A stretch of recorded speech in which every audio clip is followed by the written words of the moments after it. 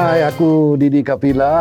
Okey, hari ini aku ada projek istimewa sempena Hari Raya Aidilfitri 2026 yang mana aku telah ciptakan satu lagu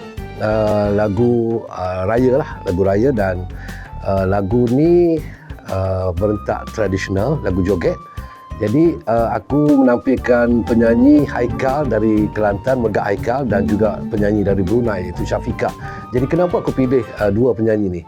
Okey, dua penyanyi ni aku pilih sebab apa? Sebab lagu ni dia punya genre tradisional. Jadi aku suka dengan tone vokal daripada Megak Haikal dan juga Syafiqah daripada Brunei.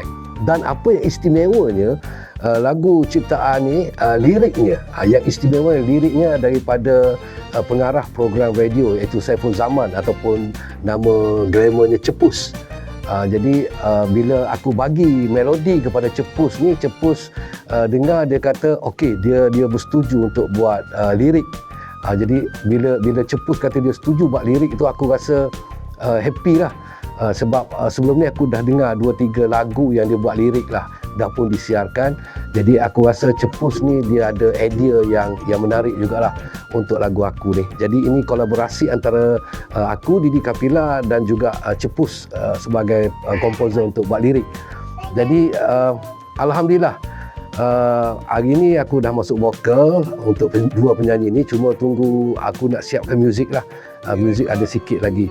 Kepada pendengar-pendengar radio, tak kira lah radio di mana-mana pun, okey, nantikan lagu Raya di Udara pada hari raya ni lah. Dalam 2 minggu sebelum raya, insyaAllah lagu ni akan keudarakan. Jadi kolaborasi antara aku, Didi Kapila, dan juga Cepus ni aku rasa cukup baik, dan aku rasa liriknya cukup mantap.